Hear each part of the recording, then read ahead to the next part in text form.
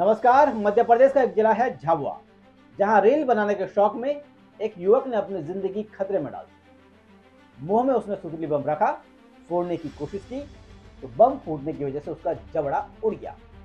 उसका पूरा आधा जबड़ा यहां से नीचे आ गया है, लटक रहा है। उसकी तस्वीरें दिखाने लायक नहीं है, इतनी खतरनाक है उसकी। तो ये रील का रोग कितना खतरनाक है, इसका अंदाजा शायद मोदी जी को है नहीं, क्योंकि अगर होता तो बिहार में आकर समस्तीपुर में जो उनकी पहली रैली थी उसमें रील की बात तो नहीं करते। और सवाल यह है, क्या जब मोदी की जो पहली रैली थी, इस रैली में उनके पास कहने को कुछ बचा नहीं? जो रैली में आई भीड़ से कहते हैं कि हमने रील्स बनाने का काम आसान किया है और नौजवान रील्स बनाकर कमाई कर रहे हैं। इस सस्ते डेटा का सबसे ज्यादा फायदा बिहार के मेरे नौजवानों ने उठाया है। ये जो रील्स पर रील्स बन रही है ना, सारी क्रिएटिविटी दिख रही है, उसमें भाजपा और एनडीए की नीतियों का बहुत बड़ा योगदान है। बिहार के बहुत सारे युवा इंटरनेट से अच्छी खासी कमाई भी कर रहे हैं।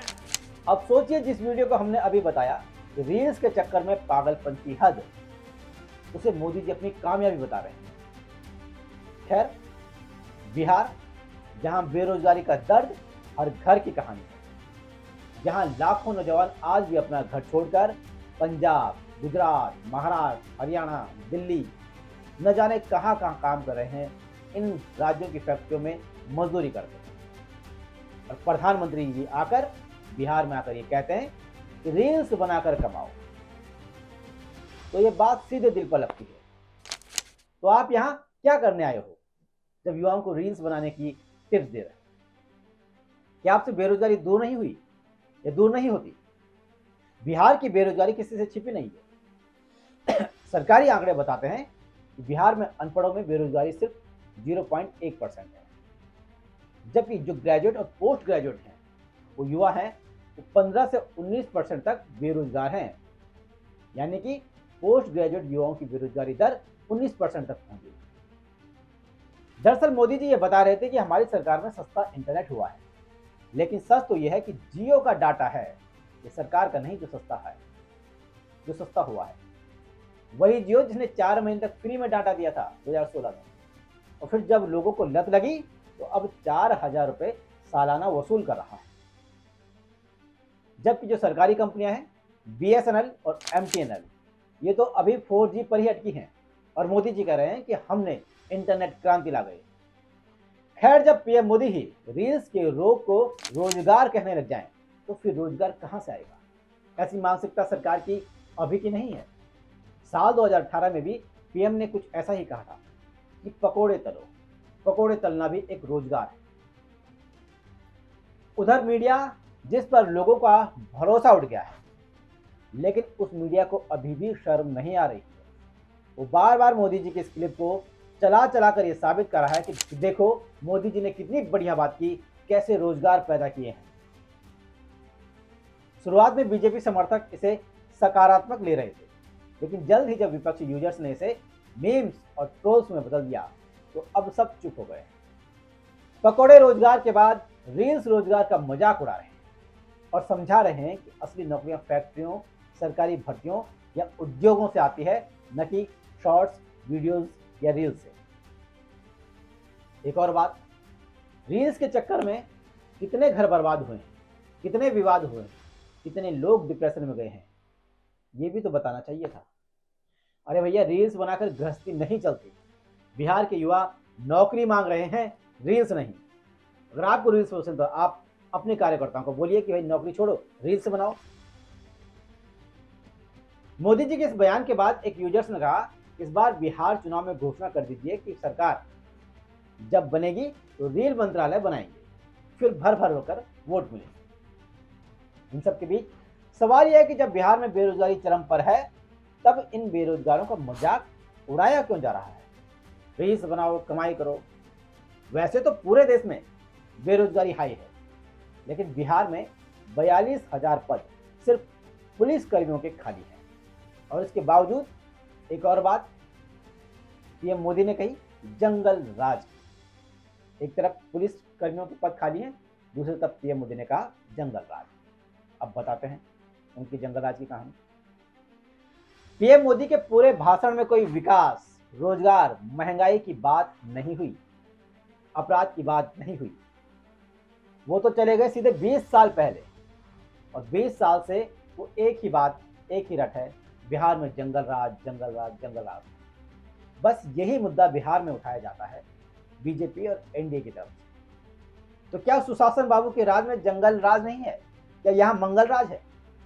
बिहार के राज्य अपराध रिकॉर्ड ब्यूरो की रिपोर्ट कहती है कि 2015 से 2024 तक बिहार में अपराधों में 80% की बढ़ोतरी हुई है।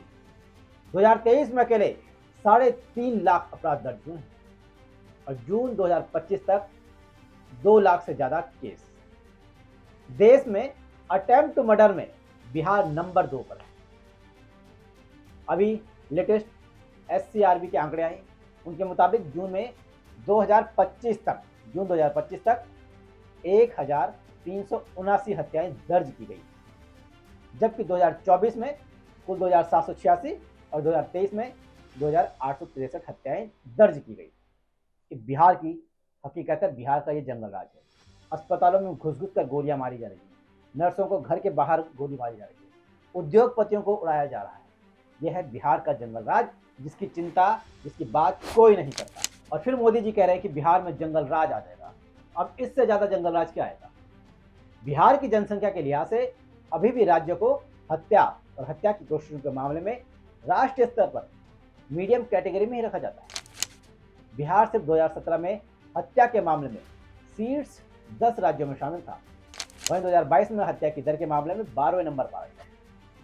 इसके अलावा 2015 से 2022 तक हर साल अटेम्प्ट मर्डर की दर के मामले में बिहार शीर्ष 5 राज्यों में रहा। 2017 में बिहार में अटेम्प्ट टू मर्डर की दर दूसरी सबसे अधिक दर्ज की गई। तो बताइए जंगल राज कहां चल रहा है? बार बार 20 साल पुराने मुद्दों को लेकर मौजूदा बिहार की बदहाली को छुपाने की कोशिशें इस पहली रैली में हुई है। अब बताइए ऐसे माहौल में जब युवा डर, बेरोजगारी और पलायन से जूझ रहा है, तो पीएम कहते हैं कि रील्स बनाओ। रील्स बनाओ वाली बात क्या प्रेरणा लगती है या मजाक लगता है? ये आप लोग बताइए। लेकिन सच्चाई यह है कि बिहार आज भी पलायन की राजधानी है। हर दूसरे घर का सदस्य दिल्ली, पंजाब, मुंबई या सूरत में मजदूरी कर रहा है। वहीं इस मौके पर पीएम का जवाब देने से तेजस्वी यादव कैसे चूकते? उन्होंने जब मोदी रील्स की बात करे तो उन्होंने याद दिलाया कि उनकी सरकार में, जो 17 महीने की सरकार थी, 5 लाख सरकारी नौकरियां दी गई, आईटी और टूरिज्म पॉलिसी बनी, जातिगत जनगणना हुई और रीगा चीनी मिल शुरू की गई। और इन सब के बीच पीएम मोदी सिर्फ रील्स पर ही सिमट कर रह गए। तेजस्वी यादव ने और भी अपने वादे याद दिलाए इस चुनाव में। उन्होंने कहा कि हर परिवार में एक आदमी को नौकरी देंगे, 20 दिनों में अधिनियम लाकर बिहार के हर घर में सरकारी नौकरी का लक्ष्य है, 3.5 करोड़ की आबादी को नौकरी का लक्ष्य है। महिलाओं को 2500 रुपये मासिक माई बहन योजना के तहत दिया जाएगा। जबकि बीजेपी इन तमाम जो वादे हैं उन्हें असंभव बता रही है। जैसे केजरीवाल के जो वादे थे, फ्री बिजली, फ्री पानी, उनको भी बीजेपी ने एक तरह से असंभव बताया था और कहा था कि इससे पूरा जो बिजली विभाग है वो ठप हो जाएगा। लेकिन देखा, केजरीवाल ने करके दिखाया। बीजेपी को असंभव लगता है, मोदी जी को रील्स बनाना असंभव लगता है। प्रधानमंत्री मोदी जी को रोजगार की जरा भी फिक्र नहीं, फिक्रमंद दिखते ही नहीं। तभी तो समय समय पर इस तरह के बयान देते हैं और अपनी नाकामी को छुपाने की कोशिश करते हैं। अगर आप लोग पकौड़े बेचकर रोजगार कर रहे हैं तो इसमें सरकार की क्या भूमिका है? क्या सरकार ने ये रोजगार पैदा किया है? ये तो सरकार ना भी होती तभी भी आदमी पकौड़े मांगकर या पकौड़े बनाकर रोजगार कर लेता।